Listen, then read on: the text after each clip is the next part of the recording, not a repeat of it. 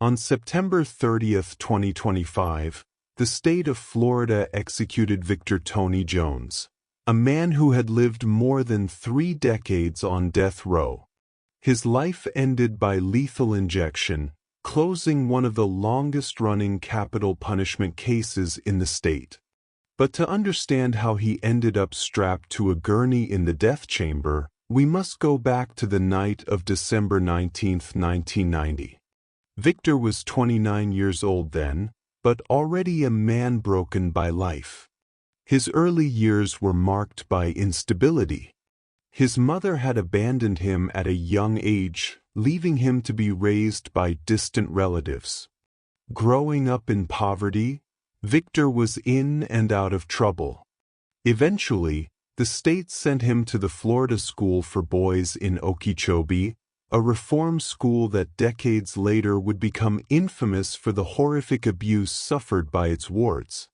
Former students described beatings with leather straps so vicious they left permanent scars, prolonged solitary confinement for minor misbehavior, and widespread sexual assaults at the hands of staff and older boys. Victor himself endured physical assaults and months of isolation as a teenager. These years shaped him into a bitter, distrustful man. By 1990, Victor had few prospects. He drifted between odd jobs and low-paying work. That's when he found himself at Nestor Engineering, a small family business in Miami's Wynwood district. He had only just started there, but the owners, Jacob and Matilda Nestor, were the kind of people who gave opportunities to those in need without hesitation. The Nestors were a respected couple in their 60s. Jacob, then 67, was a Jewish immigrant from Brooklyn who had fought bravely in World War II. After the war, he returned home, married his high school sweetheart Dolly, and built both a family and a career. Jacob was known for his inventions. He held 17 patents to his name, and he and Dolly poured their energy into running their small firm. They weren't wealthy in the glamorous sense, but they were generous, often hiring people whom others overlooked. If someone needed a day's pay, Jacob would find them work. Dolly, now 66, was described by neighbors as a woman with a kind smile who treated her employees like family. Together, they had raised 2 children, Michael Nestor, who would later be remembered as a hero during the September 11th attacks, and Irene Pfizer, who remained close to her parents. But kindness can sometimes be exploited. Victor wasn't planning to build a future with the company. He had a darker plan. On the night of December 19, 1990, after Dolly walked toward the back of the office to use the restroom, Victor followed her silently. Without warning, he thrust a knife into the base of her neck, severing a major artery. She collapsed, bleeding heavily, unable to cry out for help. Hearing the commotion, Jacob ran from his office.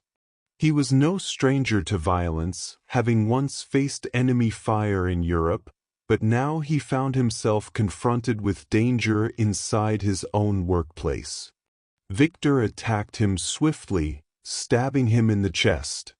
The knife pierced Jacob's heart. Most men would have collapsed immediately. But Jacob wasn't most men.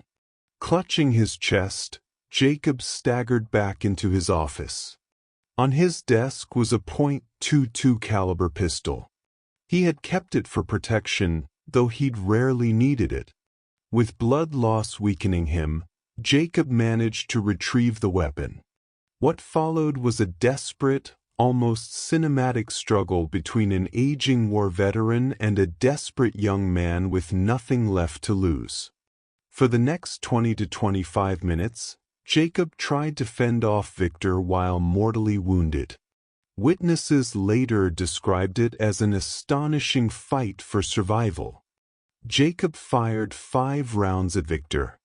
One bullet struck him directly in the forehead, a wound that should have ended his life instantly. Yet somehow Victor lived. By the time a UPS delivery driver arrived for a routine drop-off, the office was silent. Inside, the driver stumbled upon a nightmare. Dolly lay lifeless, and Jacob sat on a sofa, his wife's purse resting in his lap, a bottle of whiskey beside him, as though he had tried to comfort himself in his final moments. Both were gone. Victor was slumped in another room, gravely wounded but conscious. When police searched his pockets, they found cash, credit cards, keys, and personal belongings of the victims. At the hospital, he told a nurse he had killed the couple because they owed him money. Investigators dismissed this as a lie. The Nestors were known for helping those in need, not exploiting them. The case was straightforward. By the time the trial began in February 1993, prosecutors had overwhelming evidence: Victor's confessions, the stolen property, and physical evidence tying him to the scene. The courtroom was filled with reporters and grieving family members. Prosecutors portrayed the murders as cold-blooded, motivated by greed. The defense argued Victor's abusive childhood left him broken, incapable of rational thought. But in the early 90s, such arguments rarely swayed juries. On February 1, 1993, Victor was convicted of 2 counts of first-degree murder and armed robbery. The next day, jurors weighed his punishment: life in prison without parole or death. After hearing emotional testimony from the Nestor's children, the jury recommended death for both killings. For Dolly's death, the vote was 10-2. For Jacob's, it was unanimous. A month later, Judge David Tobin imposed the ultimate sentence: death by lethal injection. The murders, he said, were committed during a robbery and involved the ruthless killing of 2 innocent people. The cruelty outweighed any sympathy for Victor's difficult past. But what neither the judge nor the jury could have known was that Victor's story was far from over. Victor Jones entered Florida's death row in the spring of 1993. At the time, few expected he would still be alive more than 30 years later. Death row inmates lived under strict isolation. Victor spent up to 23 hours a day in his cell, allowed out only for brief recreation. Meals were delivered through a slot in the door. He read, wrote letters, and occasionally painted. Some guards described him as quiet and cooperative.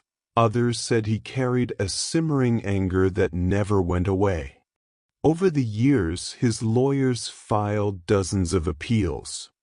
They argued his abusive childhood had left him permanently scarred, that he suffered from intellectual disability, and that his trial attorneys had failed to properly present mitigating evidence. But one by one, courts denied the appeals.